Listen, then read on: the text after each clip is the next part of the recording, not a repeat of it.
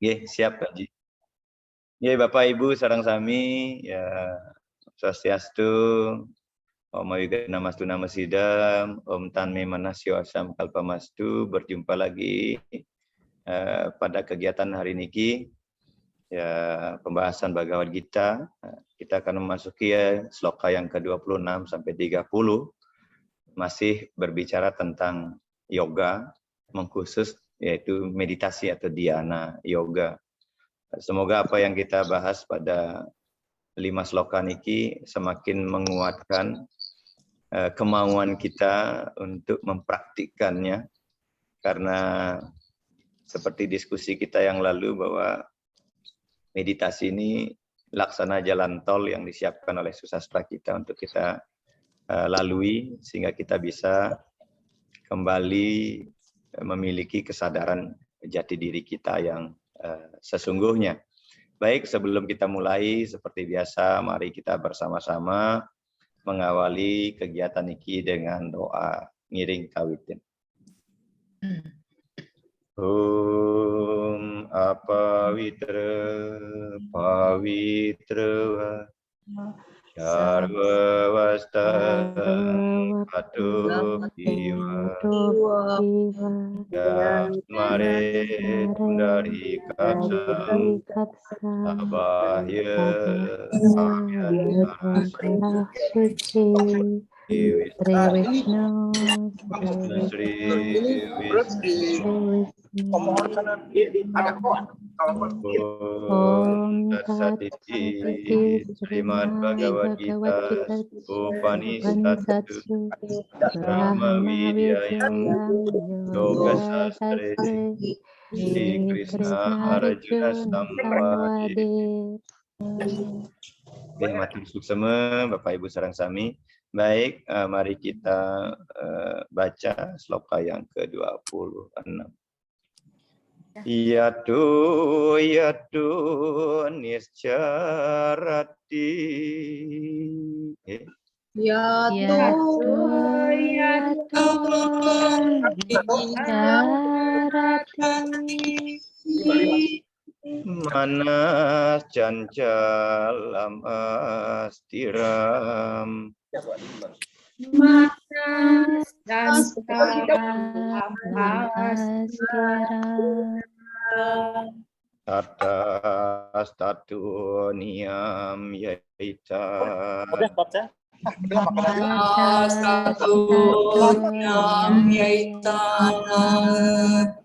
Atmanyewa wasam nayet.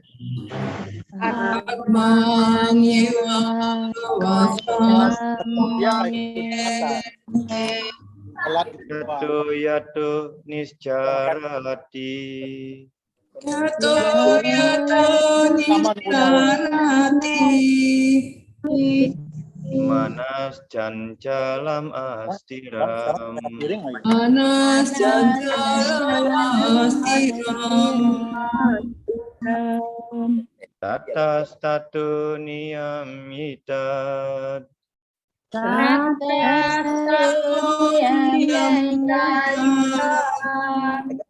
Atmanyewa wasamnayet. Jadi vokal kan bisa juga.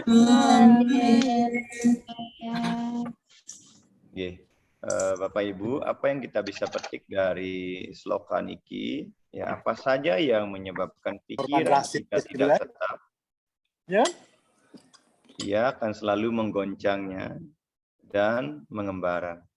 Ketika itu terjadi, biarlah ia menahannya dan mengembalikannya hanya pada penguasaan Atman itu sendiri.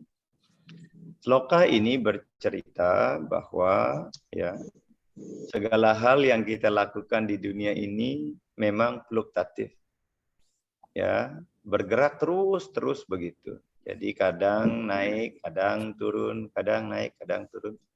Sloka ini mengajak kepada kita untuk terus melangkah, terus berusaha, tidak boleh putus asa untuk mencoba dan mencobanya. Itu makna dari sloka niki. Saya yakin Bapak Ibu pasti pernah meditasi. Ketika meditasi, dapat membayangkan ide sanggang dewasa, ya berkonsentrasi pada pelinggih atau aksara suci. Tiba-tiba muncul lagi di mall, muncul lagi kisah kelam kehidupan kita. Nah, ini perlu kita terus berlatih. Jangan berhenti di satu titik. Ya, apalagi ketika kita suffering, ketika kita mengalami persoalan hidup, ketika kita merasa mengalami kegagalan, dan kemudian kita tidak boleh berhenti. Jadi keberhasilan dalam meditasi tidak dicapai dalam sehari. Nah, ini perlu catatan kita. Jalan menuju kesempurnaan itu panjang dan sulit katanya. Saya katakan di awal tadi, meditasi itu jalan tol. Tapi di satu sisi dikatakan bahwa jalan inilah jalan yang panjang dan jalan yang sulit. Semua kita saat ini adalah seperti aliran sungai yang hendak ingin menggapai samudra yang sama. Tetapi karena perjalanan karma, ya tentu tidak semua aliran sungai bisa masuk ke samudra. Ada yang mengering di tengah jalan, ada yang tersangkut di selokan, ya. Tetapi jangan salah, banyak juga sungai-sungai itu bisa mencapai samudra yang luas dengan berbagai macam lika-liku panjang pendek perjalanan yang dia lalui. Tetapi semua arah sungai itu semua menuju kepada samudra yang sama. Ketika kita duduk bermeditasi dengan tekad untuk memusatkan pikiran kepada Tuhan, kita akan menemukan bahwa sering sekali pikiran itu mengembara ya, dalam sangkalpa dan wikalpa duniawi. Ya, kadang naik, kadang turun, kadang lupa, kadang malas gitu. Ini kita tergantung. Ya, kadang mood, kadang uring-uringan gitu. Jadi begitulah kondisi pikiran. Ya. Oleh karena itu penting untuk memahami 3 hal yang terlibat dalam proses meditasi. Ini catatan Tiang ya. Pertama ya, dengan kekuatan diskriminasi, ya, dengan kekuatan, dengan tekad yang kuat, ya, weweke kita memutuskan bahwa dunia bukanlah tujuan kita. Ya, anggaplah nih orang yang sedang menggebu-gebu meditasi, wah tujuan saya adalah moksa, bukan dunia ini. Menggebu-gebu sekali dia. Tujuan saya adalah sembahyang, saya ingin berjapa 10 kali putaran, saking semangatnya. Ya, dunia ini bukan tujuannya. Kemudian kita akhirnya dengan terpaksa, ya, akhirnya kita dengan terpaksa menghapus pikiran kita dari dunia. Ya, secara otomatis karena kita punya niat yang kuat terhadap apa yang kita inginkan, akhirnya pikiran kita tentang duniawi itu menjadi terputus. Lupa kita. Kita lupa dengan duniawi. Ini menumbuhkan usaha. Jadi hal inilah yang akan menumbuhkan bahwa kita akan terus semangat melakukan dan melakukannya. Tetapi kemudian ada yang kedua. Ya. Dengan kekuatan yang sama juga, kemudian kita memahami bahwa sesungguhnya yang menjadi tujuan utama saya melakukan aktivitas kerohanian adalah Tuhan itu sendiri. Di satu sisi kita berusaha untuk mengatakan bahwa dunia ini bukan tujuan saya. Di satu sisi kemudian akhirnya kita memiliki kekuatan bahwa mengatakan bahwa tujuan sesungguhnya hidup saya adalah Tuhan. Atau pencapaian yang tertinggi kesadaran diri saya dengan Tuhan. Oleh karena itu kita dengan paksa menghapus pikiran kita dari dunia. Dan ini ya Tuhanlah menjadi tujuan kita. Jadi kita sedang menuju Tuhan. Ketika kita mendeklarasikan bahwa saya saat ini akan menuju Tuhan, bahwa Tuhanlah satu-satunya cita-cita tertinggi dari hidup saya, di saat yang sama sesungguhnya kita sudah bersama Tuhan. Ya. Dan kesadaran ini akan tumbuh terus. Oleh karena itu, kita membawa pikiran kita, akhirnya kita bisalah membawa pikiran kita itu kepada Tuhan. Ini juga membutuhkan usaha gitu. Jadi tidak bisa serta-merta. Jadi meditasi tidak semudah membalikkan telapak tangan dan tidak semudah kita diskusi hari ini. Tetapi ada penggoda yang ketiga, Bapak Ibu sareng sami. Pikiran bisa jadi menjauh dengan Tuhan. Ya, dan mengembara kembali ke dunia nyata. Pertama ngeregep, merasakan napas masuk dan keluar dalam sekian menit, tiba-tiba pikiran loncat ke sebelahnya. Di lagi diskon wholesale 70%. Ya, kita katakan pas melewat dari Pekayon, lewat ketemu big sale gitu. Itu yang menggelayutinya. Ya. Akhirnya kita kembali lagi ke dunia itu, ke dunia nyata. Nah, ini memerlukan usaha dan tidak secara. Jadi ketika kita jatuh kepada kondisi yang ketiga, maka yang harus kita lakukanlah kembali ke pertama. Itu maksudnya. Ya, jangan biarkan diri kita terdiam di yang ketiga nih, kejatuhan itu, ke dunia itu lagi. Begitu kita masuk itu, maka mau nggak mau kumpulkan lagi tenaga sedikit demi sedikit, bahwa tujuan saya sesungguhnya adalah ingin ke pura, bukan untuk big sale itu. Kumpulkan lagi pikiran lagi, mengingat nama-nama Tuhan, lagi kembali kepada kondisi yang kedua. Kalau jatuh lagi kembali kepada yang pertama. Harus terus-menerus kita lakukan itu. Makanya sloka ini mengatakan bahwa kita tidak boleh kemudian gampang menyerah terhadap kondisi ya fluktuatif dari pikiran dan hati kita dan batin kita. Meditasi ya bukan pencapaian satu hari saja. Meditasi adalah perjalanan sepanjang hayat hidup kita. Memahami kesadaran diri adalah seperti ini. Tidak boleh berhenti. Terus semasih ada lagu indah, semasih ayat di kandung badan, maka kita tidak boleh untuk berhenti berusaha. Renungan sloka 26 itu adalah seperti ini. Nggih kenten. Terus Haji lanturan. Ini sloka yang ke-27, Bapak Ibu sareng sami, juga indah sekali kalau kita wacan bersama-sama. Prasantaman nasam hienam. Prasantaman nasam hienam.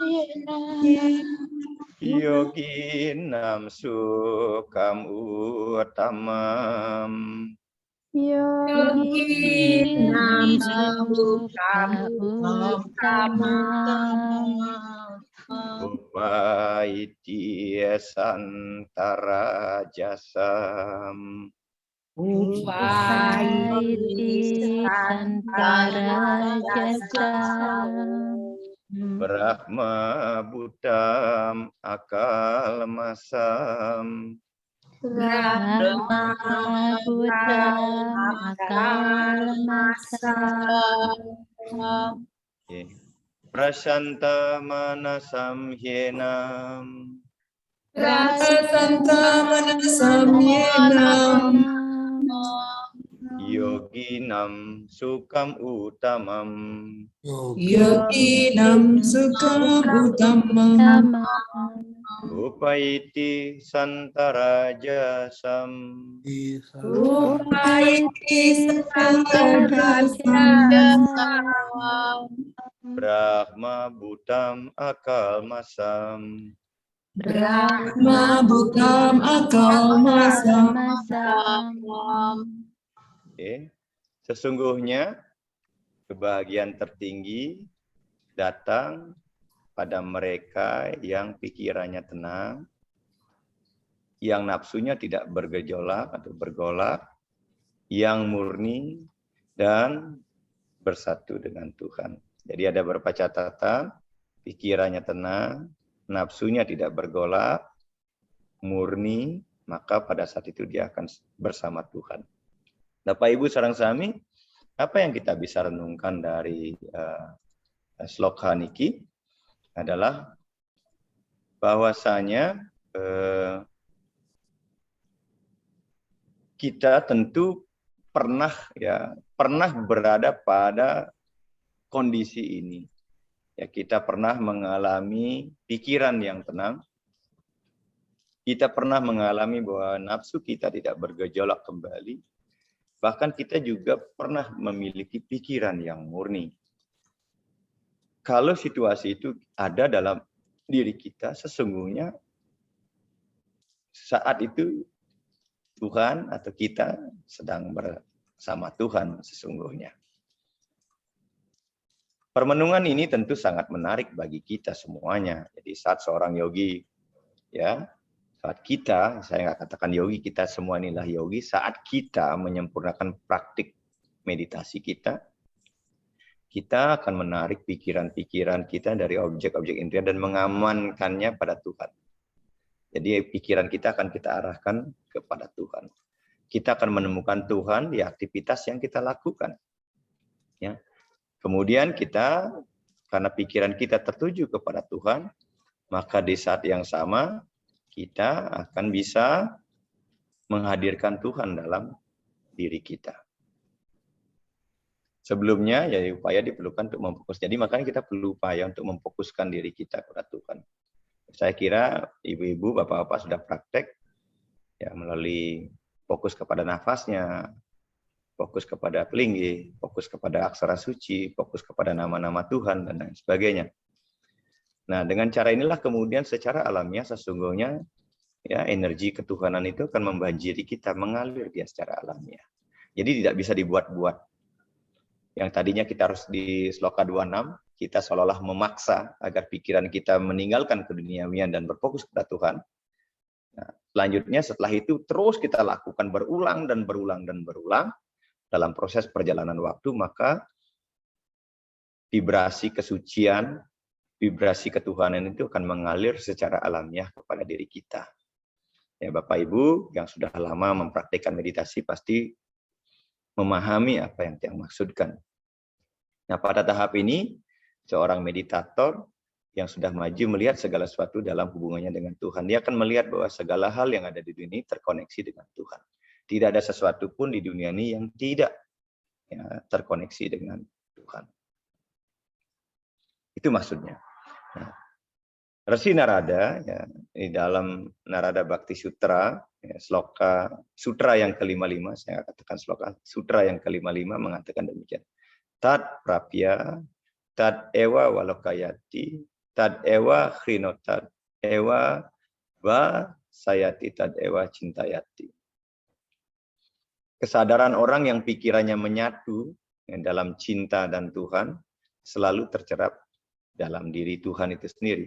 Orang seperti itu selalu melihatnya, mendengarnya, berbicara tentangnya, dan memikirkannya. Jadi ini perlu. Jadi apakah saat ini kesadaran kita ada pada kesadaran Tuhan itu? Kalau kita sudah memiliki kesadaran itu pada kesadaran Tuhan, maka kita akan mampu melihat Tuhan itu ada di mana-mana. Kemanapun mata kita menoleh, kita sedang melihat wajah Tuhan.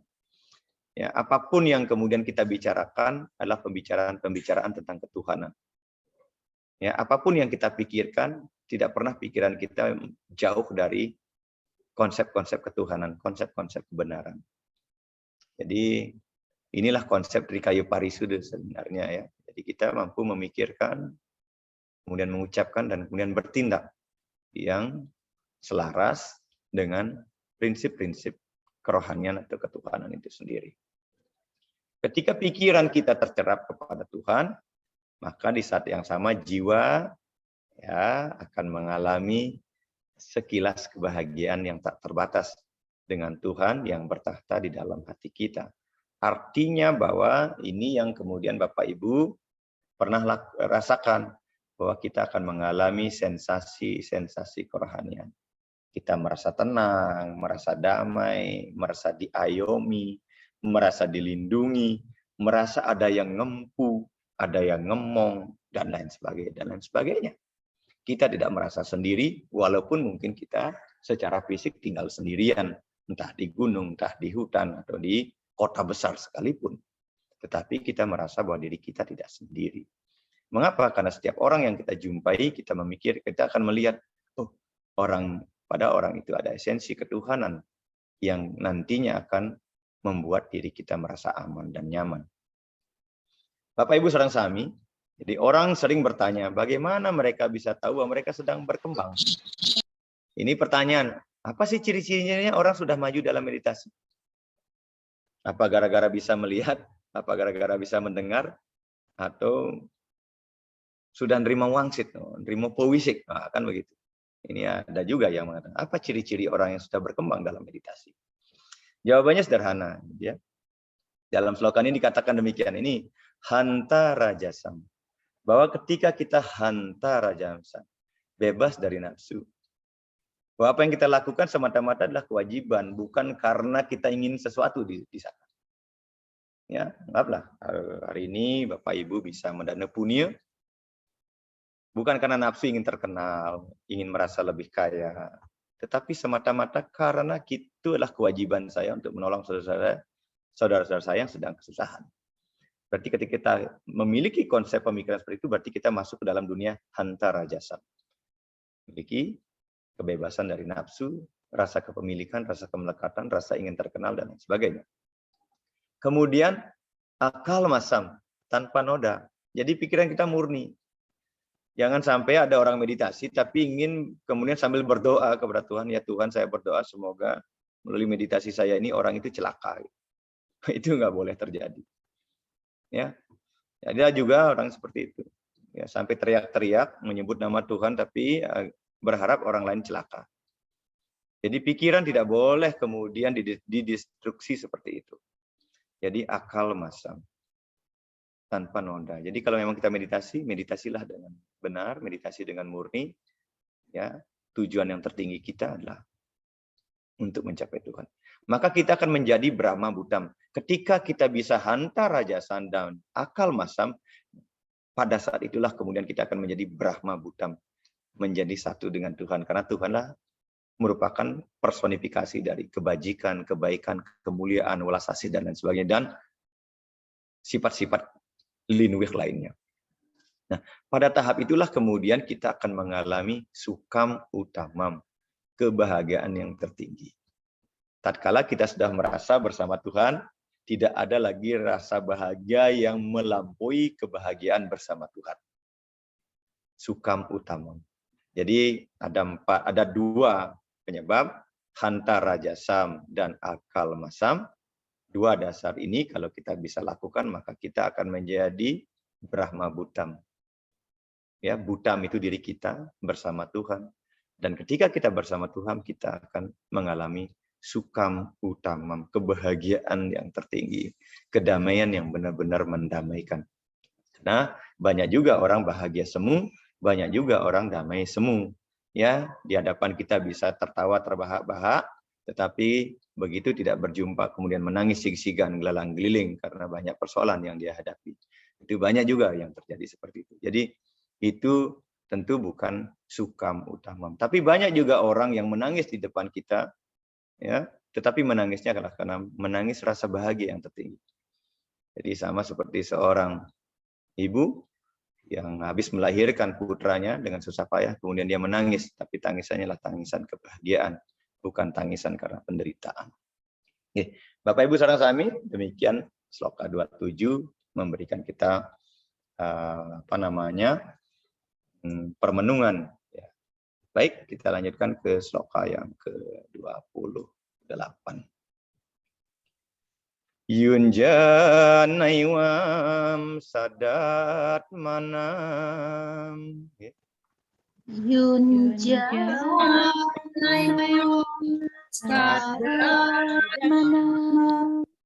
Yogi wigata kalmasa. Yogi wigata kalmasa. Dukena Brahma samsparsan. Sukena Brahma samsparsan. Antyantam sukamasnuti. Antyantam sukamasnuti. Yunjanaiwam sadatmanam. Yunjanaiwam sadatmanam. Yogi wigata kalmasa. Yogi wigata kalmasa. Sukena Brahma samsparsam. Sukena Brahma samsparsam. Atyantam sukam asnuti. Atyantam sukam asnuti. Jadi dengan membuat jiwa kita selalu harmoni dengan diri kita sendiri, dengan Sang Yang Atma yang ada di dalam diri kita, Ya, seseorang yang bebas dari dosa seperti itu akan mudah mengalami kebahagiaan yang tak terbatas dari hubungannya dengan Tuhan. Nah, pertanyaan mendasarnya adalah apakah saat ini kita sudah berdamai dengan diri kita sendiri? Apakah kita sudah harmoni dengan diri kita sendiri? Sering sih kita mengatakan Trihita Karana, ya, harmoni dengan Sang Hyang Widi, harmoni dengan saudara-saudara manusia pawongan, harmoni dengan alam pelemahan. Niku baru sebatas kata-kata gitu. Padahal buang sampah masih sembarangan. Dengan tetangga masih puik-puikan gitu. Dengan Sang Hyang Widi masih kadang insaf, kadang ingat gitu. Jadi tapi kita mengatakan ya, kita dengan bangga mengatakan konsep keharmonisan dalam agama inilah Trihita Karana. Itu dalam teori, tapi dalam kenyataan ya tentu kita kembalikan kepada diri kita masing-masing. Apa yang kita bisa renungkan dengan sloka yang ke-28 niki, Bapak Ibu sareng sami. Kasih lanjut doji nggih. Nah, jadi kira-kira seperti gambar inilah. Ada yang senyum dan ada yang tertawa. Di dalam Bhagavata Purana, ada yang ke-11 sloka yang ke-25, kebahagiaan itu dapat diklasifikasikan menjadi 4. Ya.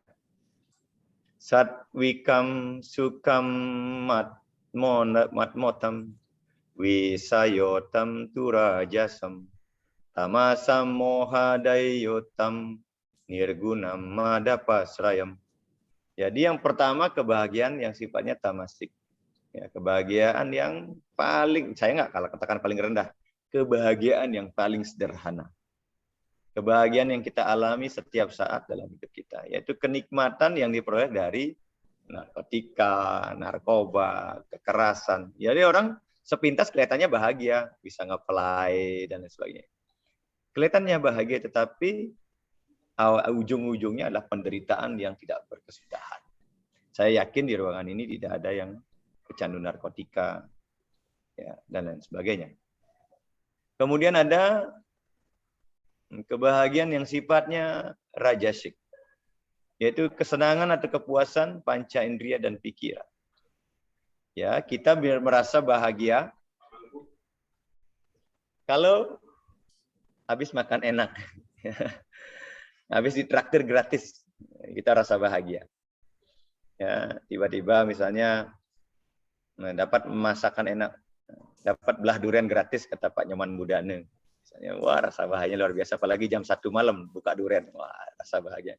Ternyata ada ulatnya di bala di dalamnya, akhirnya menderitalah kita. Gitu. Tidak jadi makan durian, padahal dari rumah udah bernafsu sekali mau belah durian malam-malam, rasa bahagia. Tapi sampai di rumah ternyata duriannya habis menggelembung, kemudian dimakan ulat, dibuang nar durian. Nah, begitulah kira-kira kebahagiaan rajasik yang diakibatkan oleh kepuasan panca indera. Enten Pak Man nggih hampura nih gara-gara belah durian nih. Intermezzo Pak Mangku. Ya. Kemudian ada kebahagiaan yang sifatnya kebahagiaan satwik. Ya, inilah kesenangan yang dia alami melalui praktek kebajikan. Habis bisa membantu orang, ya, habis bisa mendana punya karena gempa, habis bisa mendata saudara-saudara kita yang terdampak gempa. Rasa bahagia kita luar biasa. Saya mengalami bahagia luar biasa ketika saya dapat berkunjung ke Trunyan dan ke Abang Batu Dinding, dan kemudian dengan Pak Nyoman Budane sampai tengah malam masih di lapangan untuk mendata masyarakat dan lain sebagainya. Jadi rasa bahagia itu luar biasa. Ya. Jadi pelayanan dan pengembangan pengetahuan, sangat rasa bahagia ketika kemudian kita bisa sharing kepada orang lain, apalagi kemudian ide-ide kita dipakai oleh orang lain. Ya, itu membahagiakan sekali ketika kita punya ide kemudian dipakai oleh orang lain sebagai referensi, kita merasa bahagia, merasa puas. Ini lo gue, gitu. Bisa-bisa jadi seperti itu, tapi masih ada rasa keakuan di sana. Gitu. Ini penting. Ini termasuk kebahagiaan realisasi diri yang dialami oleh para jenani ketika mereka menstabilkan pikiran dasio. Jadi kita sudah lebih maju. Dan saya yakin Bapak Ibu di ruangan ini yang senyum-senyum pasti pernah mengalami kebahagiaan-kebahagiaan jenis ini. Tamasik, rajasik, dan tamasik. Dan satwik. Gitu ya. Tanpa saya harus menyebut orangnya siapa. Tapi pasti pernah mengalami hal itu. Kemudian yang keempat ada namanya kebahagiaan nirguna. Nirgunam mada pasrayam. Yaitu kebahagiaan ilahi yang luasnya tak terbatas. Jadi mada, jadi kemabuk. Jadi mada itu mabuk ya. Nirguna mada. Kemabukan kita itulah kemabukan bersama Tuhan. Jadi bayangkan apa yang terjadi ketika kemudian kita tuh ya bersama Tuhan. Maka kebahagiaan satwik, rajasik, dan tamasik itu tidak ada nilainya. Nah ini penting. Jadi kebahagiaan nirguna inilah yang kemudian dikatakan sebagai kebahagiaan yang hakiki. Saya berharap bahwa di ruangan ini kita sudah memasuki gerbang yang keempat ini. Ya, kita sudah membantu orang lain dengan belas asih, sudah pernah menikmati kepuasan panca indera, ya, sudah pernah menikmati betapa kopi itu enak, rokok itu enak, dan lain sebagainya. Sudah pernah melakukan tindakan kekerasan dalam pikiran, perkataan, dan tindakan. Itu sudah kita lampaui dan tidak akan pernah kita ulang. Paling kita akan harusnya bermain di ranah yang ketiga dan keempat, kebahagiaan satwam dan kebahagiaan nirgunam. Itu sebabnya kenapa manusia dikatakan satu level di bawah dewa. Ya, jangan sampai jatuh lagi menjadi hewan gitu. Makanya ada namanya manawa danawa agar menjadi manawa madawa. Ini bedik-bedik tipis-tipis niki Pak Manmudana. Manawa danawa manusia dengan sifat keraksasaan menjadi manawa madawa manusia dengan sifat-sifat kedewataan. Ampunang bading-bading angu menangu denau jadi terus di raksasa ragonya gitu. Nah, kira-kira begitu. Nah, tentang kebahagiaan ini Bapak Ibu bisa lihat di Bhagavad Gita Adhyaya 5 sloka 21 dan minggu yang lalu Adhyaya 6 sloka 21 juga yang membicarakan bahwa ada kebahagiaan yang tertinggi adalah ketika kita bersama Tuhan. Itu yang kira Niki sangat menarik ya. Jadi nanti tolong kita bikin list saat ini saya bahagianya ada di mana ya gitu. Paling tidak kita bisa ternyata saya baru ke 1, saya harus naik ke tingkat kedua. Kalau masih 2, saya harus naik ke tingkat ketiga. Kalau sudah di ketiga, mudah-mudahan ada umur panjang ya, kita bisa masuk ke kebahagiaan yang sesungguhnya, itu kebahagiaan yang keempat. Nirgunam mada pasrayam. Jadi kemabukan atau mada itu mabuk ya, tapi saya nggak artikan kemabukan, tapi kata mada artinya mabuk. Jadi artinya bahwa kita saat itu sudah bersama Tuhan. Oke, yang kira nih ke penjelasan singkat 28, nanti tolong dihitung kira-kira saya sudah ada di grade keberapa nih dari 4 kategori niki kan gitu. Ya dulu teman-teman sarang sami. Itu aja dulu lanjut aja.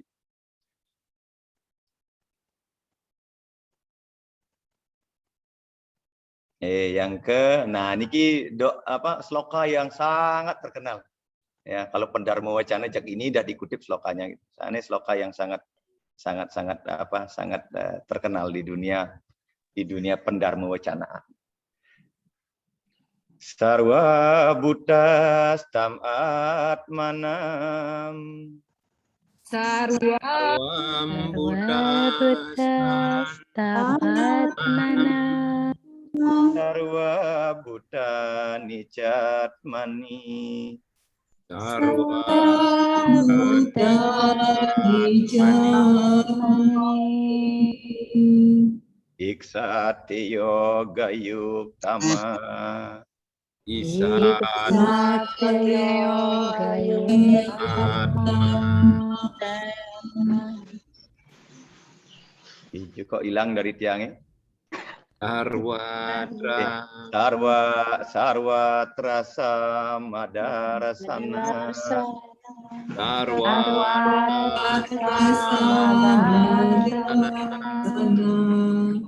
Sarwa buddha stam atmanam.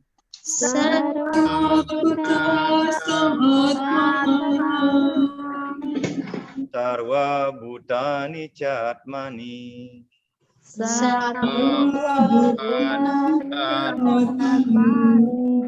Iksate yoga yuktatma.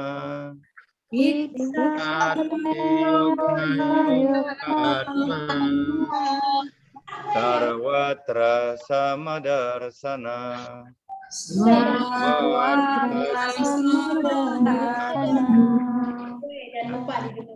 Ia yang jiwanya diharmoniskan melalui yoga, melihat Atma menetap di dalam semua makhluk hidup dan semua makhluk hidup di dalam Atma. Di mana-mana ia memandang sama. Ini memang perjuangan Bapak Ibu sareng sami ya. Tak terkecuali saya. Saya juga masih berjuang untuk menyelami sloka 29 ini. Jadi kalau kita sudah sering berlatih yoga, meditasi, apapun namanya bentuk-bentuk kerohanian yang kita lakukan, seharusnya nih kita sudah bisa melihat ya dalam setiap makhluk itu ada esensi yang sama, yaitu Atman. Antara diri saya dengan Budesak Putu Jeni ada esensi yang sama, ya. Walaupun berjauhan, ada yang di Bali, ada yang di Sulawesi, tetapi saya melihat bahwa ada esensi yang sama yang mendiami diri kita. Dan kemudian kita akan bisa melihat orang lain sebagai suatu esensi yang sama. Ya. Kemudian kita akan bisa melihat Tuhan itu ada di mana-mana. Ya, Wiswa Wirat Swarupa. Sesungguhnya seluruh keberadaan yang ada di dunia ini adalah wajah Tuhan. Mengapa? Karena kita memiliki keyakinan, Iswara Sarwa Bhutanam. Tuhan meresapi semua yang ada di dunia ini. Nah, bahan dari segala sesuatu yang ada adalah Tuhan itu sendiri. Ya, Budesak Putu Jeni, pembentuk badannya sama dengan apa yang diberikan kepada Tuhan kepada saya, terbentuk oleh Panca Mahabhuta yang sama. Ya, ada Pertiwi Apah Teja Bayo Kasa yang sama. Kita menghirup udara yang sama, dialiri oleh darah yang sama, didiami oleh Atman yang sama. Yang berbeda hanya pada level kesadarannya saja yang kita kumpulkan melalui karma baik dan karma buruk dari kehidupan kita yang sebelumnya dan kehidupan kita saat ini. Nah, ini harus kita sadari Bapak Ibu sareng sami bahwa ya bahan yang bahan yang ada pada diri kita tuh sumbernya sama, Tuhan yang Maha Kuasa. Cuma memang kadang-kadang ini dalam teori memang mudah, tetapi dalam praktek kita justru sering membuat pembedaan-pembedaan, membuat batas-batas embarkasi yang jelas. Saya orang kaya, Anda orang miskin. Saya orang berpendidikan, Anda orang tidak berpendidikan. Ya, kemudian dan lain sebagainya. Saya anak bangsawan, Anda tidak sudra. Saya anak menak dan lain sebagainya. Itu dikotomi itu sampai saat ini masih juga terjadi dalam diri kita. Namun ya saya berharap kita yang sudah mempraktikkan yoga mestinya distorsi-distorsi seperti itu sudah luntur. Kemudian kita akan melihat sarwa prani hitangkara. Ya, semua makhluk hidup hitangkara. Sesungguhnya adalah pengajawantahan dari ide Sang Yang Widiwasa itu. Maka kalau ini kita miliki, kemanapun kita pergi, kita akan melihat orang lain sebagai saudara kita. Dalam Narada Pancaratra, ya, sutra yang ke-22 dikatakan indah seperti ini. Eka desa stitas agenir. Ya, Jyotsna Wistarini Yata Parasya. Brahmana Haktistat Ede Makilam Jagat. Jadi sama seperti matahari, ya, sementara tetap satu di tempat, ya, matahari kan hanya satu. Kemudian menyebarkan cahayanya kemana-mana, merata, tak pernah pilih kasih. Ya, matahari tidak peduli mau dia beragama, tidak beragama, mau dia orang jahat, orang baik.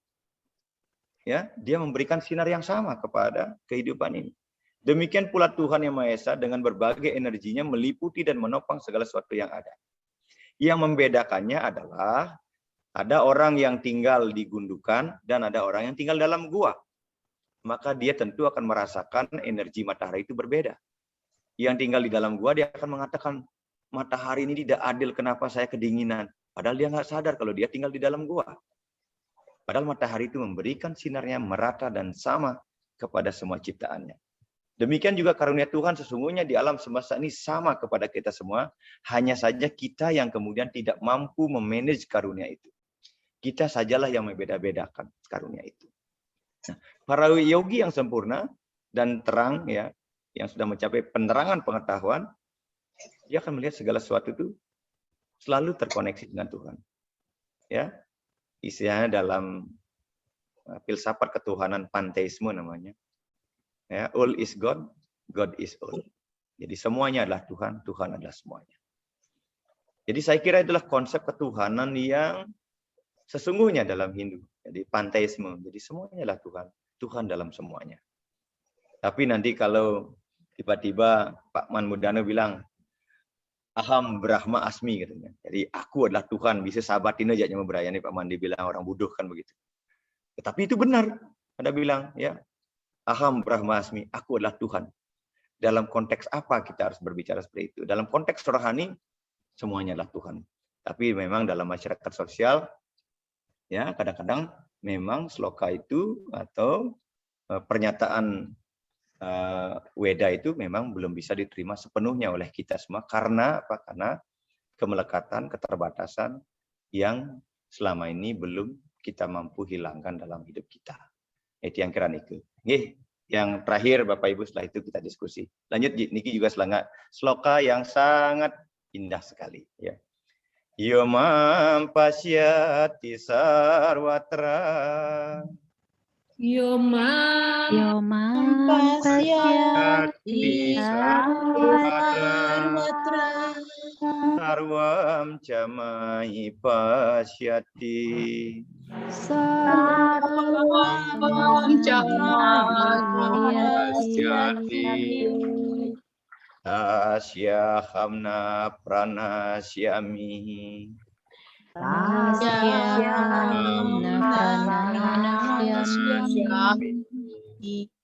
Tacamena pranasyati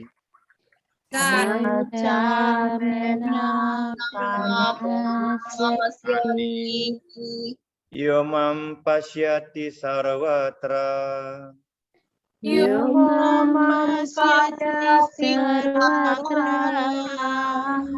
Sarvam jamai pasyati Sarvam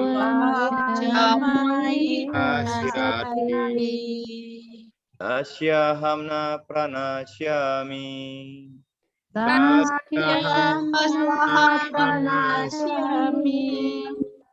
Tacamena pranasyati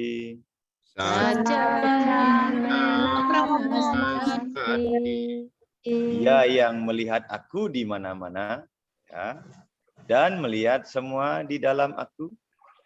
Aku tidak hilang dari dia dan dia tidak akan hilang dari aku. Nah, ini stokanya indah kan? Kayak sepertinya bolak-balik belek, tapi sesungguhnya inilah yang hakiki seperti apa yang Tiang sampaikan tadi. Ya. Nah, pertanyaan mendasar juga sama. Apakah saat ini kita sudah bisa melihat Tuhan itu ada pada orang lain? Orang baru beda pendapat saja sudah kita bilang sesat kok. Nah, itu. Baru beda pendapat sudah dibilang sesat. Belum, bagaimana kemudian kita bisa melihat Tuhan di dalam makhluk lain? Baru beda pendapat, wah ini musuh saya, dan lain sebagainya. Nah ini penting kita renungkan bersama-sama. Kehilangan Tuhan berarti membiarkan pikiran kita mengembara jauh dari. Ini kalau kita tidak mampu melihat ya, Tuhan ada dalam dari dirinya Bu Made Mariadi. Kalau saya tidak mampu melihat Tuhan ada pada dirinya Bu Nyoman Astawa. Dan kalau saya tidak mampu melihat Tuhan itu ada pada dirinya Bu Gede Sudire. Maka pada saat itu saya sudah menjauhkan diri saya dengan Tuhan. Ya, dan bersamanya berarti menyatukan pikiran dengan. Jadi ketika kita mampu melihatnya, menyadarinya, berarti pada saat itu kita sedang disatukan pikiran kita dengan Tuhan. Makanya saya katakan kalau ada orang yang tidak menyadari itu biasanya nepkin lawatnya mantan pun takut gitu. Jangankan baru berhadapan, baru lihat lawatnya mantan nyentuh Pak Man Mudana, aduh jauhin dek sing bani Pak. Karena kita sudah tidak mampu melihat kebenaran pada orang itu. Tidak mampu melihat Tuhan ada pada orang itu.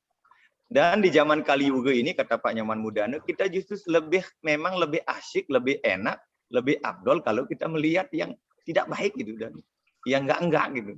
Ini nggak tahu nanti Pak Nyoman punya ilmunya kengken cara itu Pak Man. Kok justru ragu saya belajar agama tapi kok justru pikiran kita justru ngelihatnya yang enggak gitu loh. Pikirannya yang enggak yang aneh-aneh. Nah, cara mudah untuk menyatukan pikiran kita dan Tuhan adalah belajar melihat segala sesuatu dalam hubungannya dengan Tuhan.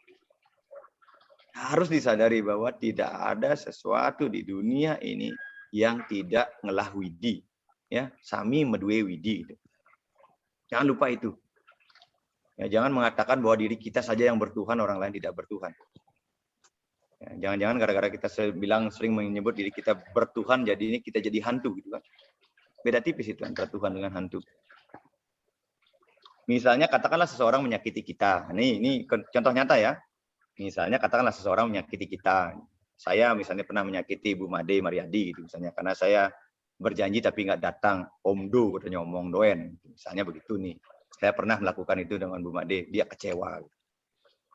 Nah, sudah menjadi sifat alami pikiran kita untuk mengembangkan perasaan dendam. Mani karmai karsing takonin gitu misalnya, udah seperti itu bordernya itu.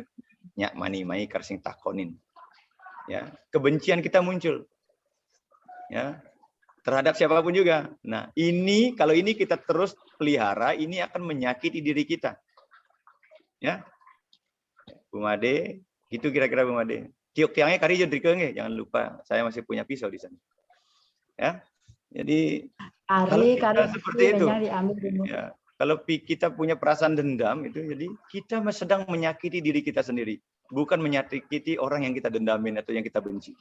Itu sedang menyiksa diri kita dan akhirnya kita tidur tidak nyenyak. Karena nues busung limone kene, kadenang tiuke puntul, kan sebanyaknya. Malahan karena nggak bisa menjadikan, akhirnya sematnya nggak bisa dimasukkan. Kirain tukang sematnya nggak bisa bikin semat. Padahal karena kita saat itu sedang dihinggapi rasa benci dan rasa dendam.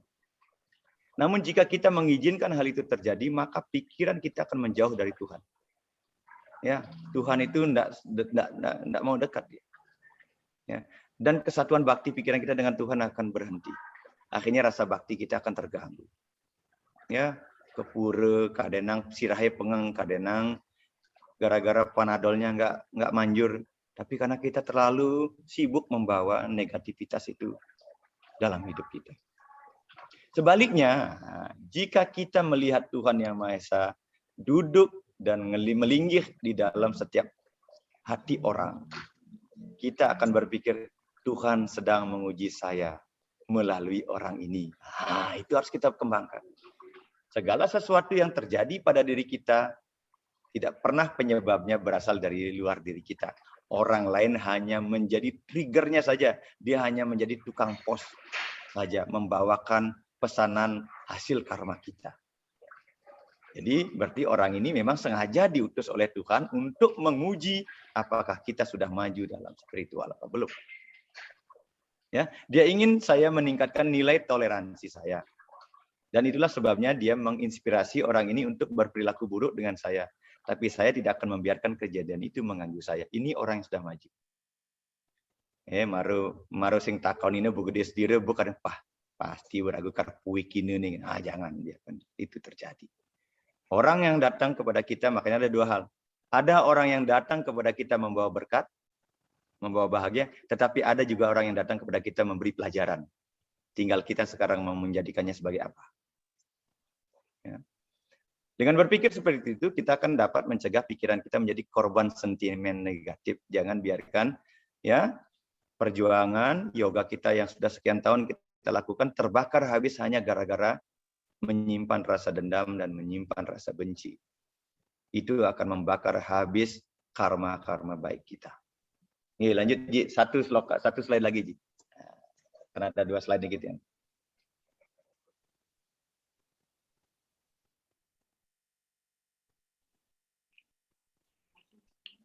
Selanjutnya itu Haji.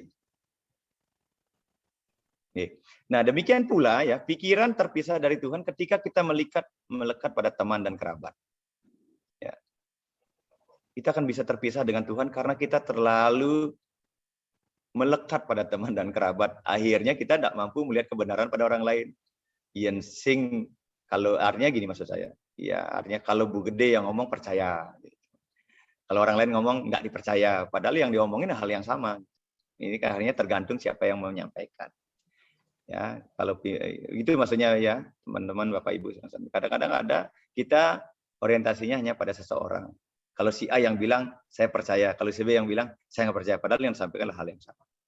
Itu sebenarnya kemelekatan kepada teman. Ini juga akan bisa menjauhkan kita dari Tuhan. Nah, sekarang jika kita melatih pikiran untuk melihat Tuhan dalam diri orang, maka setiap kali pikiran mengembara ke arahnya, kita akan berpikir, Tuhan duduk di dalam orang ini, dan dengan demikian saya merasakan ketertarikan ini. Jadi kalau kita mampu melihat Tuhan ada dalam diri seseorang, maka kita akan tertarik untuk ngobrol, bercengkrama, ngobrol dengan baik, tanpa ada sentimen. Karena kita akan melihat dia sebagai percikan terkecil dari Tuhan. Nah, dengan cara ini pikiran akan terus mempertahankan penyerapan baktinya pada Yang Maha Kuasa.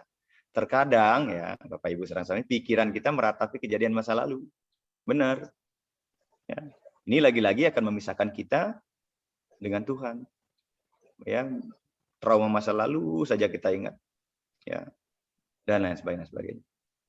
Karena mengapa? Ratapan yang membawa kita kepada masa lalu sehingga dalam permenungan kita dengan Tuhan berhenti. Karena terlalu ingat dengan kejadian-kejadian buruk di masa lalu. Nah, sekarang kita bisa melihat kejadian ini sehubungan dengan Tuhan. Harusnya kita berpikir seperti ini. Tuhan sengaja mengatur agar saya mengalami kesengsaraan di dunia ini. Sehingga saya dapat mengembangkan ketidakmelekatan. Dia sangat memperhatikan kesejahteraan saya sehingga dia dengan penuh belas kasihan mengatur keadaan yang tepat yang bermanfaat bagi kemajuan seterusnya. Jadi kadang-kadang orang dikirim kepada kita itu untuk melatih kita melihat ini. Ya, tidak serta-merta orang yang tanda petik kita katakan jahat itu tidak juga jahat.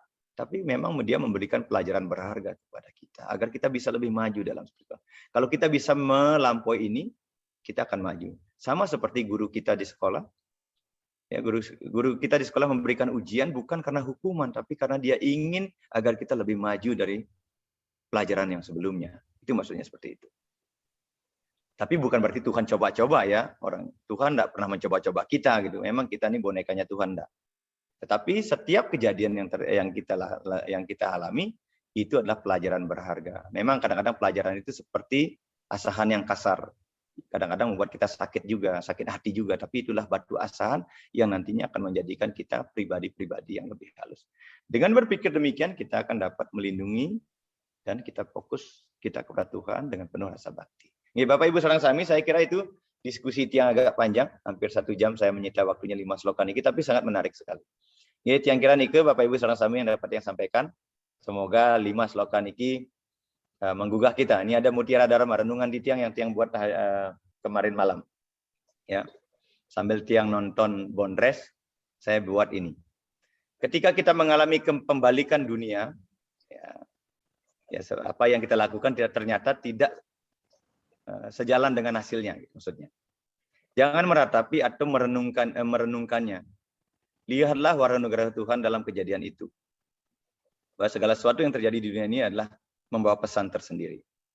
Kepentingan pribadi kita terletak pada entah bagaimana menjaga pikiran kita dalam Tuhan. Dan trik sederhana untuk mencapai ini adalah melihat Tuhan dalam segala hal dan semua orang. Inilah tahap latihan yang perlahan-lahan menuju mengarahkan kita pada pencapaian kesempurnaan. Di mana kita tidak pernah terlepas dari Tuhan dan Dia tidak pernah hilang dari kita. Jadi kalau ini kita miliki, kemanapun kita melangkah bersama siapapun kita berhadapan, bergaul, kita sesungguhnya tidak pernah jauh dari Tuhan itu sendiri. Bapak Ibu saudara sami, yang kita nikah renungan singkat, semoga bermanfaat. Itu yang tutup dengan puji Parama Santi. Om Santi, Santi, Santi Om. Oke, selanjutnya ruangan ini milik kita untuk berdiskusi. Durusang.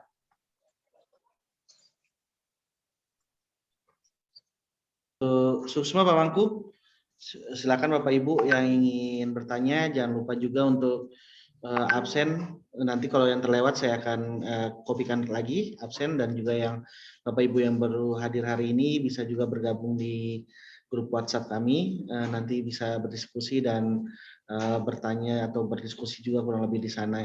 Silakan Bapak Ibu yang ingin bertanya terkait tema kita hari ini, waktu dan tempat dipersilakan.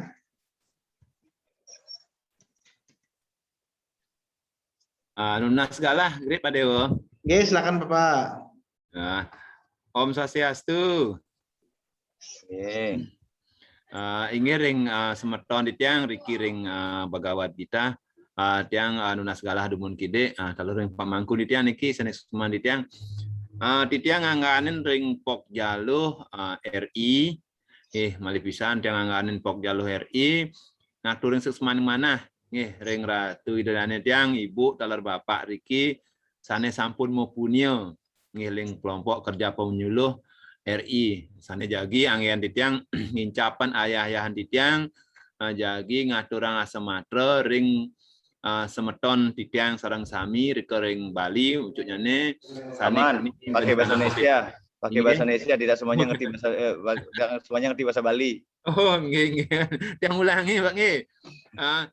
Titiang mewakili kelompok kerja penyuluh RI, penyuluh Gemah Hindu RI, mengucapkan terima kasih banyak kepada Bapak Ibu yang ada dalam grup ini, yang sudah banyak sekali memberikan punya di kelompok kerja penyuluh.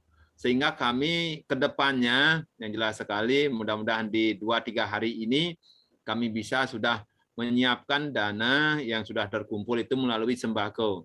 Yang rencananya kami dengan Ketua Pogjaluh, Pak Mangku, itu akan langsung turun ke desa-desa untuk memberikan sumbangan berupa sembako, sehingga dana itu bisa sampai di masyarakat langsung. Dan itu pun kami cross-check, mudah-mudahan dana itu bisa nyampe dan bisa dijadikan bekal untuk merayakan Hari Raya Galungan.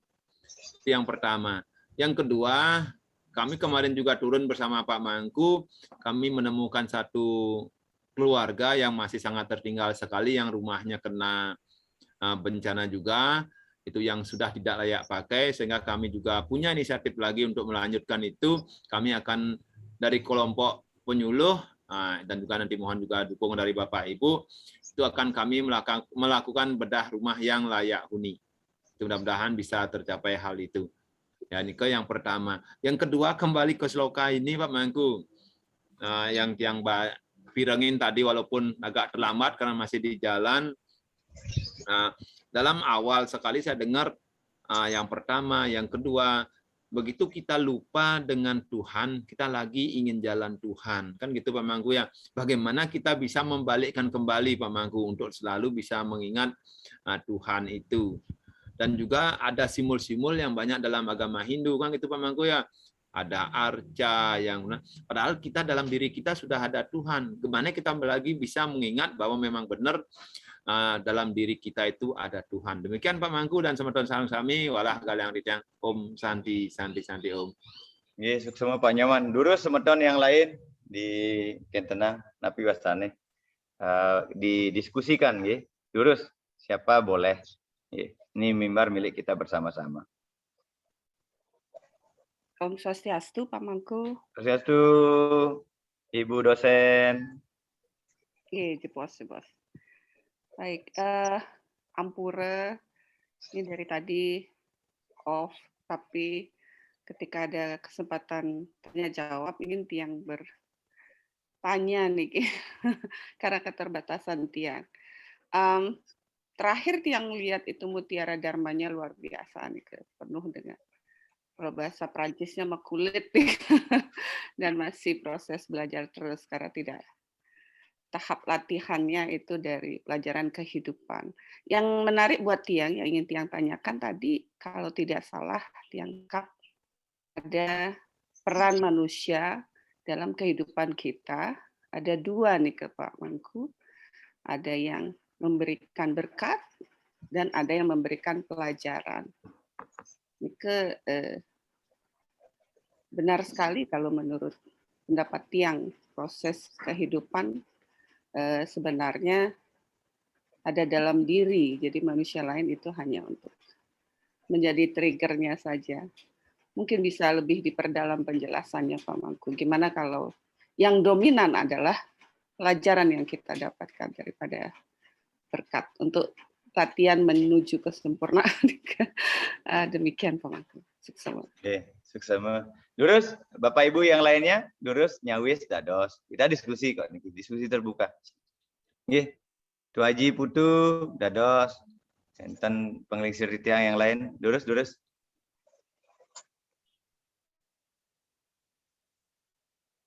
Nggih, tan wenten iki. Nggih, tiang kira niki Pak Nyoman dan Bu dosen ya, Bu dosen di tiang ini, tiang sebutnya Bu dosen aja.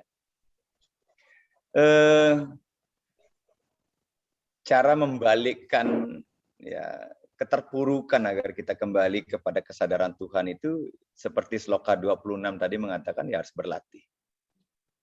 Jadi kita tidak boleh berdiam diri kemudian pasrah terhadap kondisi yang terjadi pada diri kita. Saya yakin jadi memang tidak semuanya memiliki kemampuan untuk recovery. Istilah bahasa sekarang itu recovery. Ya, jadi kita tidak boleh terlalu lama berdiam dalam satu kondisi yang suffering yang membuat kita menderita. Ya, itu pertama. Yang kedua, ya, kita harus jujur juga dalam diri kita bahwa kadang-kadang kita selalu membesar-besarkan persoalan yang terjadi pada diri kita. Kemudian akhirnya kita mengeliminasi anugerah-anugerah Tuhan yang diberikan kepada kita yang tidak terhingga. Ini sering terjadi ya. Makanya saya sering menulis begini. Jadi ketika kita mendapatkan penderitaan, masalah, ya, sakit hati bahkan, ada orang yang membenci kita. Kita kemudian kita mudah sekali mengatakan begini kepada Tuhan, Tuhan kok saya sih, apa sih kurangnya saya gitu. Tapi pernah nggak kita kemudian mengatakan hal yang sama? Ketika kita masih bisa minum kopi pagi hari, ketika burung-burung masih berkicau di telinga kita, ketika anak-anak yang kita sayangi masih bisa bermain, ketika kita bisa ke kantor diantar dijemput, ada yang nyopirin, dan lain sebagainya. Pernah nggak kita berkata, Tuhan kok saya gitu. Itu luput dari diri kita nggak mensyukuri itu gitu. Nah, ini penting buat kita. Ya jangan kemudian kita terlalu saat ini di zaman Kali Yuga memang saya katakan kita lebih mudah justru memblow up sesuatu yang kecil dibandingkan dengan berkat anugerah Tuhan yang berlimpah yang tak terhingga itu. Ini yang sering terjadi. Lalu bagaimana apa yang saya lakukan?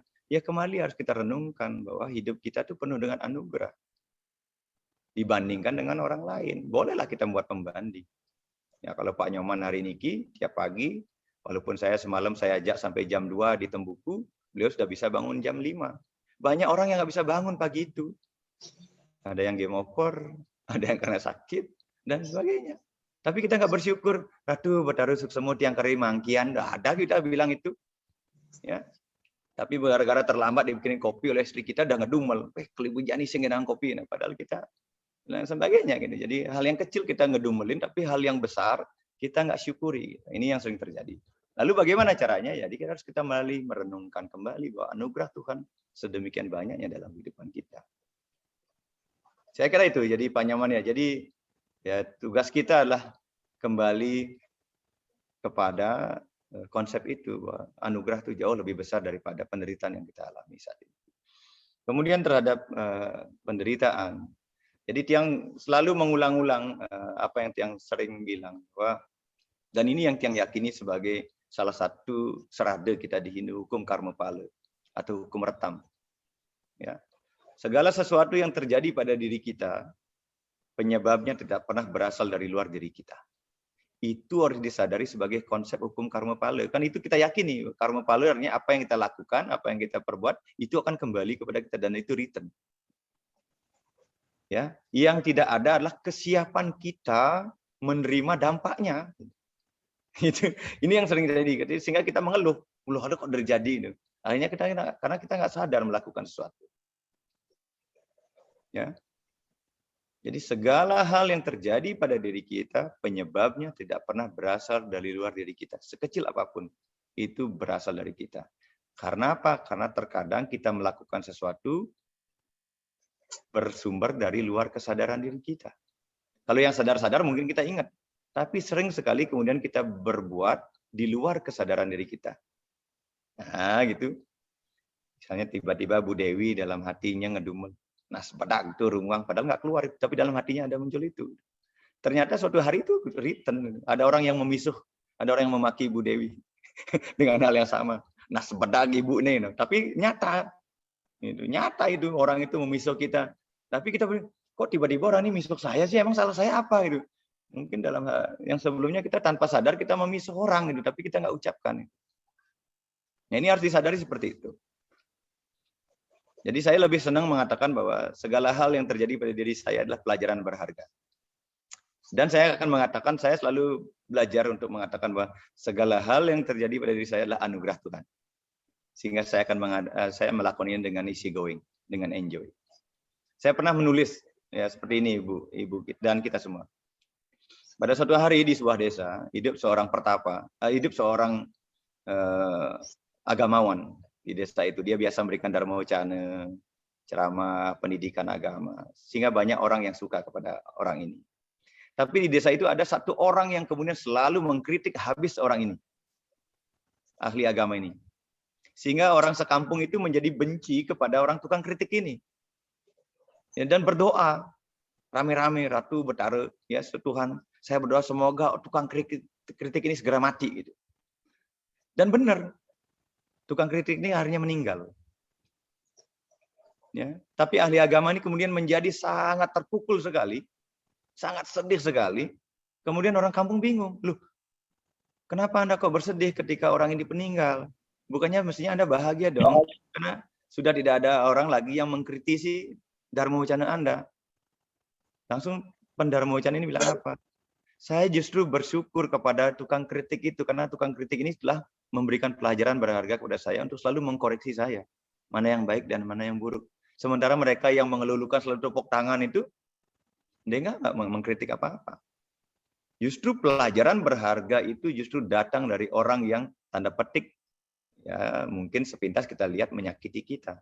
Tetapi pelajaran berharga justru ada di sana. Ya, jadi jangan sebagai seorang dosen jangan tidak perlu alergi dengan kritikan mahasiswa. Itulah kira-kira Bu ya. Biarin aja dikritik mahasiswa. Ya, justru itu akan membuat kita semakin maju, memperbaiki kualitas hidup kita sehingga kita bisa menjadi pribadi yang lebih baik dan sebagainya. Saya kira itu. Jadi Tiang selalu memposisikan diri, ya kritiklah saya habis-habisan. Hanya dengan cara itu saya akan tahu saya akan seperti apa. Tanpa orang mengkritik kita, kita nggak pernah tahu. Justru orang yang selalu memuji-muji kita, itu adalah jembatan penghancur. Karena di saat yang sama kita akan menjadi orang yang sombong. Itu hati-hati. Karena kesombongan yang tidak kentara ini sering menjatuhkan kita perlahan. Orang sering mengeluh-ngeluhkan kita.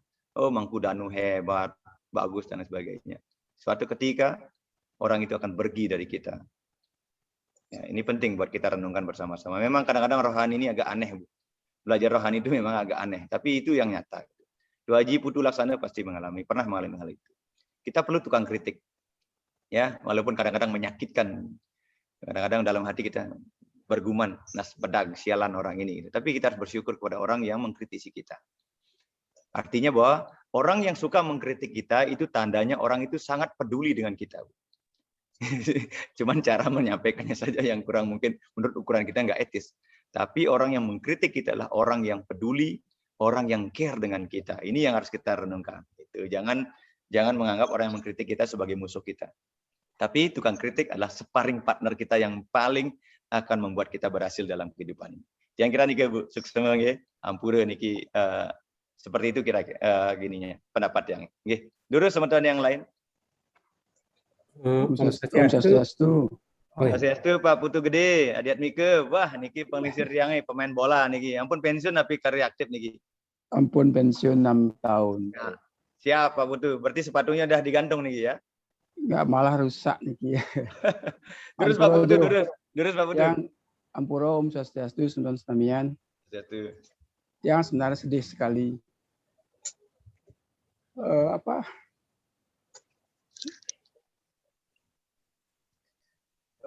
Medue artinya penyuluh yang begitu umur muda tapi pikirannya luar biasa, menginspirasikan kita yang banyak ada kurangnya nih mendapat suatu vibrasi yang luar biasa. Tentunya kita bersosialisasi di dalam suatu komunitas, tentunya sesama semeton, gitu nggih. Niki tadi di rumahku menyampaikan bahwa orang yang mengkritik itu adalah orang yang membuat kita lebih tegar dalam menghadapi sesuatu. Kan kita jero yang setuju sekali. Kalau kritiknya Niko memberikan saran atau masukan yang langsung, tetapi yang menjadi pemikiran Niki, mudah-mudahan jero mangku bisa memberikan inspirasi jawaban. Bagaimana kritikan Niko tidak tidak merupakan suatu langsung, melainkan omongan niki. Artinya ngomong sama orang-orang tanpa dia langsung ditujukan ke kita. Nah, niki yang menyebabkan apa yang ada di diri kita dalam bentuk tapi taksu niko sudah bisa meraba bagaimana cara kita menghadapi hal seperti niko kan jero. Intinya adalah napias tambah sabali niki omongan-omongan yang di luar yang tidak jelas niko loh jero. Tidak nyampe langsung ke kita tetapi melalui orang. Nah, cara mengantisipasi orang niki bagaimana kan jero. Suksemo. Nggih, suksema Pak Putu. Nah, itu masalah mereka, bukan masalah kita. Itu harus direnungkan. Jadi kalau ada orang yang mengkritik kita dan kita tidak pernah tahu, ya nggak usah ditanggapin. Berarti itu masalahnya dia, bukan masalah kita. Jadi saya yang pernah mengalami hal seperti itu, ya ketika ada orang yang melakukan itu, bagi Titiang itu karmanya dia kok. Jadi hal yang harus kita renungkan bahwa tidak ada sesuatu yang di dunia ini yang sia-sia, sekecil apapun. Jadi dia sedang membangun karmanya sendiri. Gitu. Kita tidak perlu terlalu menanggapinya, tetapi kita tetap harus berbenah. Ya, tidak perlu kemudian terlalu responsif, apalagi agresif untuk kemudian untuk mengkanternya. Yang perlu kita lakukanlah kita berbenah, membenahi diri kita sendiri. Kemudian kita akan seperti itu yang kita lakukan. Jadi saya pernah mengatakan ini beberapa kali di ruangan ini bahwa ketika kita melakukan itu, apalagi ya, berita nggak benar, berita hoax, fitnah dan lain sebagainya, ya, kita itu rugi 3 kali. Ketika kita membicarakan keburukan orang lain, ya tidak langsung face to face, di saat yang sama kita sedang membakar karma baik kita. Itu yang pertama. Yang kedua, kita sedang menimbun karma buruk. Ya, kita sedang menimbun karma buruk karena terus mikirnya. Yang ketiga, hidup kita tidak akan nyaman. Mengapa demikian? Karena kita terus membicarakan orang lain yang kita tuturang tidur nyenyak di rumah, sementara kita jumpalitan mau tidur nggak bisa gara-gara mikirin dia terus. Jadi saya kira itu. Jadi kalau ada orang yang seperti itu, bukan harus kemudian diacuhkan, tidak. Tugas kita adalah itu karmanya dia, biarkan saja. Tetapi tugas kita adalah selalu berbenah.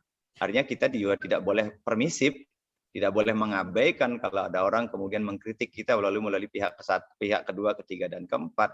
Kita tetap harus berbenah. Ya, yang kira Nike, jadi tentunya suatu ketika gitu saya selalu begitu. Jadi kalau ada hal yang ini ya kita pengen tahu juga. Ya, tapi saya tidak perlu mengkanternya terlalu gini. Yang kira Nike. Jadi setiap orang di dunia ini sedang membangun rumahnya sendiri, sedang membangun jalannya sendiri. Itu yang harus kita sadari. Apapun yang kita lakukan, sesungguhnya kita sedang membangun jalan kita sendiri dan menghiasi jalan itu. Hiasan seperti apa yang akan kita miliki, ya tergantung daripada apa yang kita lakukan. Kalau jalan hidup kita hiasi dengan dengan fitnah, gosip, hoak, dan lain sebagainya, berarti jalan itulah yang akan memenuhi perjalanan kita. Dan kita yang sadar tentu kita tidak boleh melakukan itu. Kalau memang kita tidak setuju, tidak sependapat dengan orang lain, ya kita langsung dengan face to face. Saya ya dengan teman-teman penyuluh gitu, misalnya saya dengan Pak Nyoman Budana gitu ya, karena setiap hari bertemu. Kalau seperti kemarin gitu misalnya, saya pas Dharma interaktif di radio gitu. Padahal yang hadir itu orang-orang sakti semua gitu ya. Tapi megaburan Dharma Wacananya saya kritik habis di tempat, jadi nggak perlu nunggu besok gitu. Nunggu besok kan dan sebagainya. Saya kira ini penting. Kemudian yang kedua yang kita bisa lakukan terhadap yang orang seperti itu, kita berdoa ke hadapan Ide Sang Yang Widi. Doa yang terbaik ya. Ya Tuhan, ya semoga orang-orang yang masih memiliki pikiran yang negatif segera diberikan pencerahan. Makanya doa kita selalu apa? Om Asatu Ma Sadgamaya Tamasu Ma Jyotirgamaya Mertyor Ma Amritam Gamaya. Itu doa kita agar orang yang tamasu, yang dalam kegelapan, Jyotirgamaya agar mendapatkan pencerahan. Doakan yang terbaik, ya Sarwe Bawantu Sukinah, ya Tuhan, semoga semua makhluk hidup berbahagia. Sarwe santu niramaya, ya Tuhan semoga semuanya mendapatkan kedamaian. Sarwe badra nipasyantu, semoga semuanya orang mendapat kesejahteraan. Ya, makasjid duka bagwet, semoga tidak ada yang menderita. Kita harus banyak produksi pikiran-pikiran positif, doa-doa yang positif bagi yang lainnya. Jangan berdoa. Jadi ini yang lakukan. Dan saya kira para pandita, pinandita, dan kita semua perlu melantunkan doa itu setiap saat agar anasir negatif yang ada di sekitar kita itu somya gitu ya, menjadi tenang, dia tidak mengganggu kita. Itu yang lakukan untuk mengatasi persoalan-persoalan kehidupan, selalu berdoa yang baik-baik saja. Jangan mendoakan yang tidak baik. Misalnya baru dengar gosip Pak Mangku, saya dapat berita katanya Bu Made Mariadi ngomongin Pak Mangku seperti ini loh. Ya, bagi saya suksema, kita doakan yang terbaik. Motor suksema sudah dikritik, ya kita melakukan yang terbaik. Saya juga sering mendapatkan kritikan langsung dari Bu Made Mariadi, Pak Mangku, Anda seperti ini nggak boleh, ini nggak benar dan lain sebagainya. Jadi saya bilang apresiat matur suksema sudah mengingatkan. Berarti karena mereka kasih dengan saya, mereka menyayangi saya agar saya menjadi orang yang lebih baik. Dan itu yang harus kita lakukan. Jadi kita selalu mengucapkan terima kasih kepada orang yang mengkritisi apa yang kita lakukan. Karena ada selalu blind spot yang ada pada diri kita, di mana orang lain yang melihat, diri kita yang tidak melihat, orang lain yang melihatnya. Jadi itu harus disadari, setiap orang punya blind spotnya yang membutuhkan orang lain untuk melihatnya. Makanya para petinju, kenapa Muhammad Ali tidak berlatih kepada petinju yang terbaik? Ya, gitu. Karena menurut Muhammad Ali, pelatihnya mampu melihat blind spot-nya dia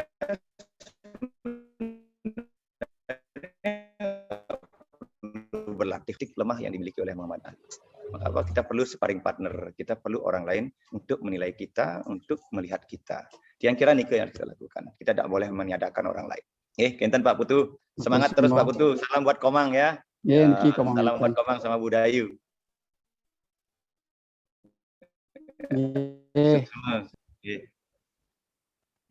Mogi-mogi nanti bisa kecunduk Pak Putu. Rencananya yang tanggal 1 ke Jakarta. 1 sampai tanggal 4.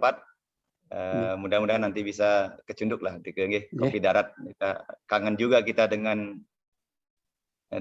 masakan di depan itu, kopi yang di depan itu, yang siapa namanya yang jualan kopi di depan pura itu. Paktut Budiaso. Gitu. Oh, yang orang Sunda itu, Oh, oke, masih. Ya, nanti dia sampaikan. Ngopi lah di sana. Sukses semua Pak Putu. Salam rahayu. Salam. Swastiastu. Terus teman-teman yang lain. Masih ada waktu sedikit. Om Swastiastu, Pak. Swastiastu, Pak Nyaman Wijaya, Durus, Pak Nyaman. Pak, mungkin saya agak terlambat apa yang disampaikan tadi oleh Pak Wayan dan Pak Mangku. Pak, tadi sampaikan kaitan dengan karma pala. Karma pala itu kan disampaikan juga karena perbuatan kita ya.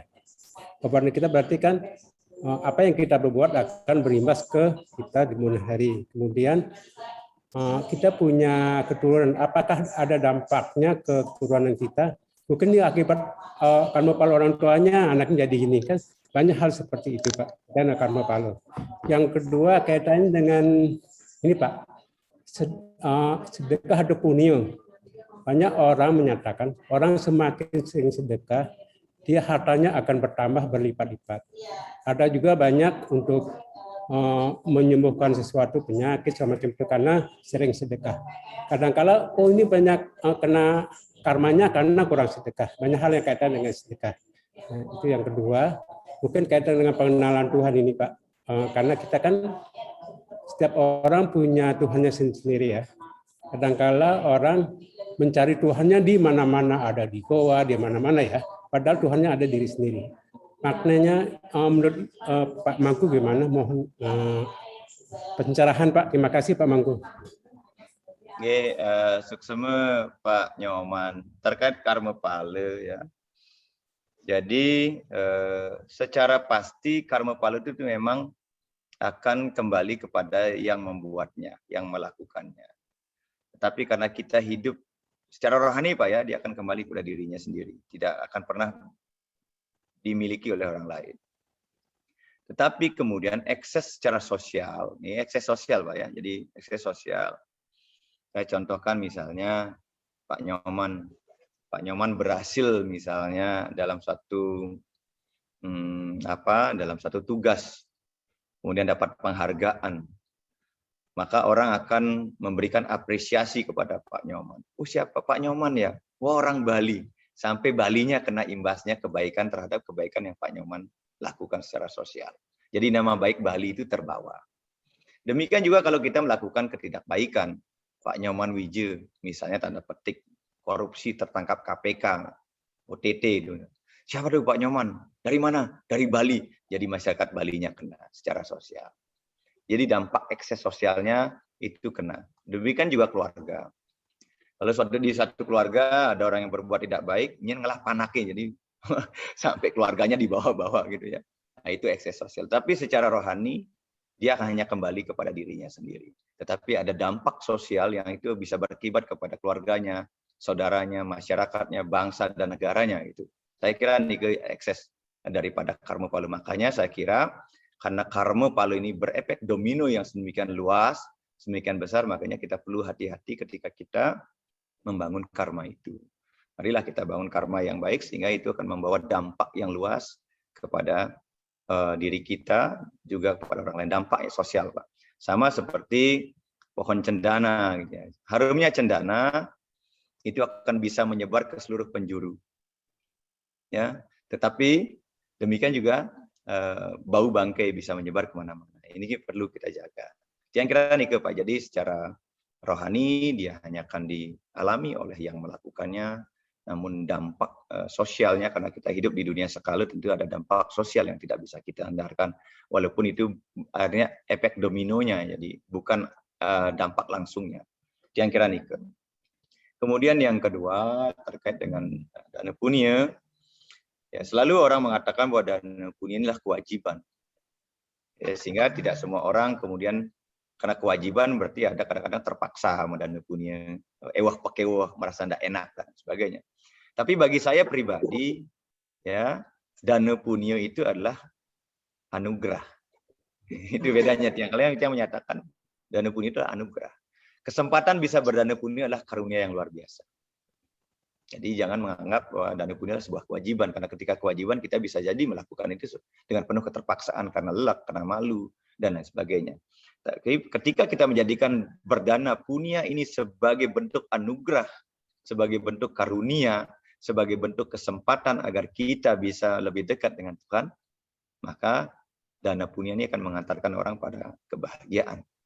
Ya, di dalam teks kita dikatakan di zaman Kertayuga orang melakukan mendekati Tuhan dengan melaksanakan tapa brata yoga samadhi yang berat-berat, ada yang bertapa sampai ribuan tahun. Di zaman Treta Yoga, ya orang mendekati Tuhan dengan sastra-sastra suci agama. Ada kitab Aranyaka, orang pergi ke hutan untuk berguru dan sebagainya. Di zaman Dwapara Yoga, orang mendekati Tuhan dengan cara yadnya. Ada upacara-upacara besar Raja Suya, Aswamedha yadnya. Dan di zaman Kali Yuga, dengan berdana ini, orang bisa mendekati Tuhan.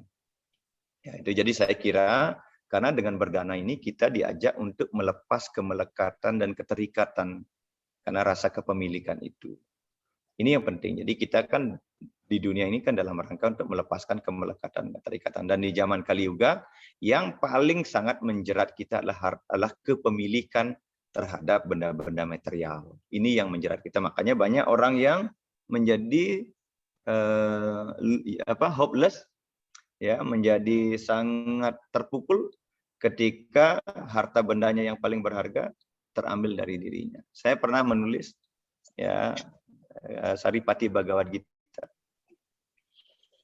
Jadi apa yang kita ada saat ini tadinya tidak ada. Memang kita nggak punya.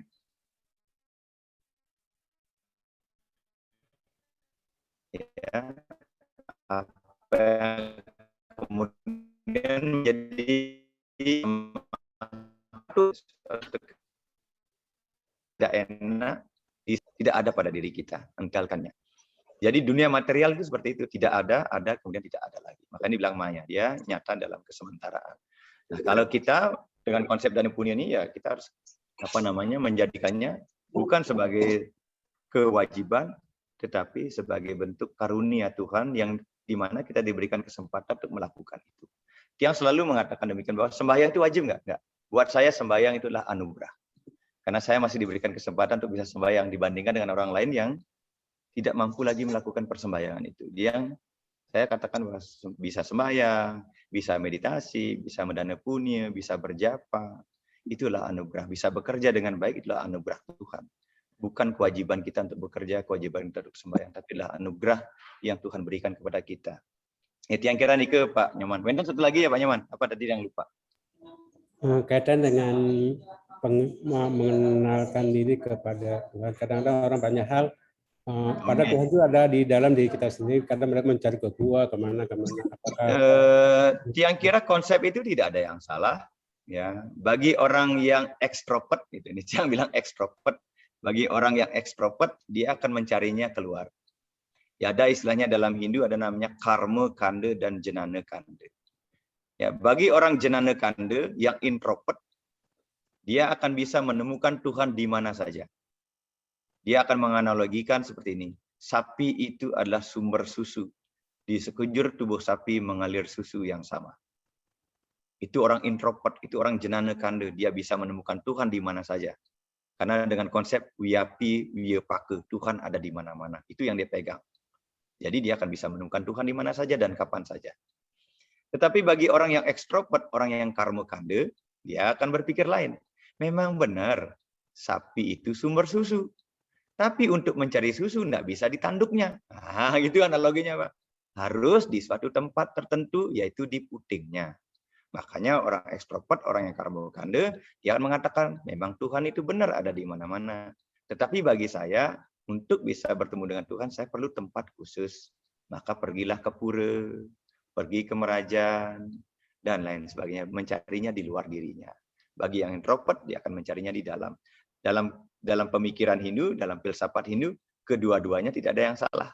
Kedua-duanya benar. Tinggal sekarang kita saat ini, apakah kita saat ini karma kanda, atau kita jenana kanda. Bisa mix juga, bisa kita gabungkan.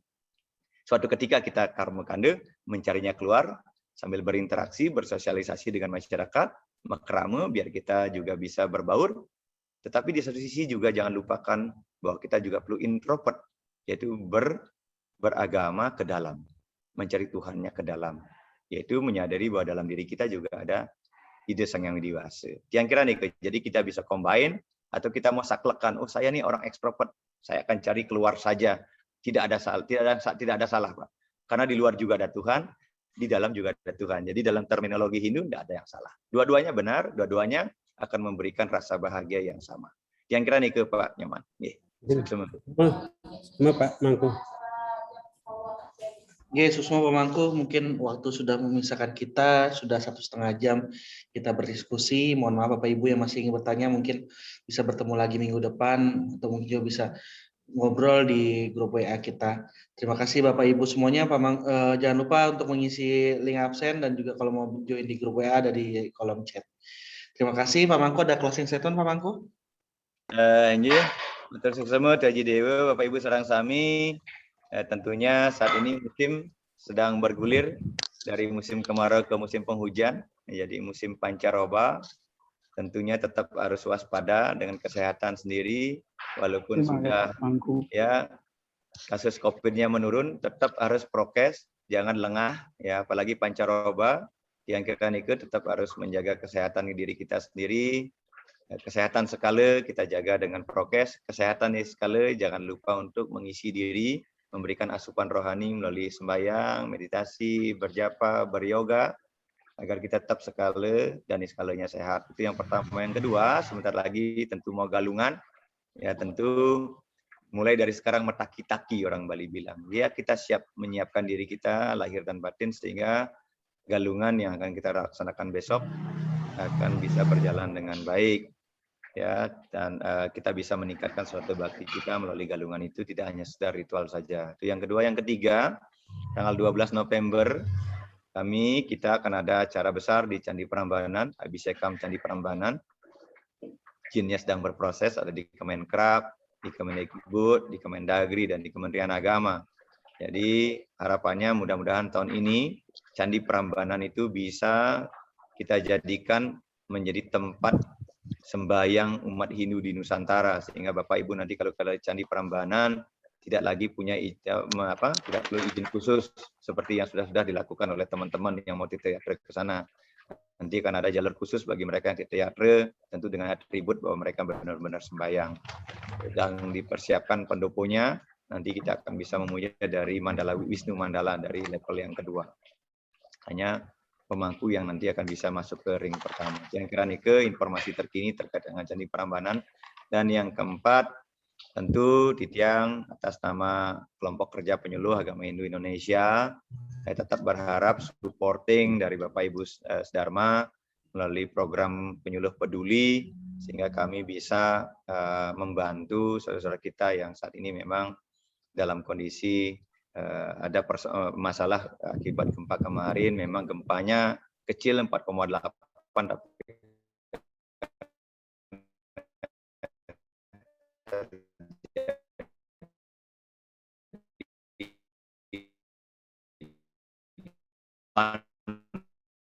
tapi gempanya ada di bawah rumahnya gitu ya. Itu berbeda kalau gembangsihnya kebersamaan ini walaupun ada di beberapa daerah jauh dari Bali, tentu rasa persaudaraan inilah yang kemudian terus-menerus harus kita kembangkan bersama-sama, bahwa kita semuanya terikat menjadi saudara yang agama, saudara yang seiman, yang memiliki strategi dan yang sama. Yang kira nike, salam rahayu dari Titiang.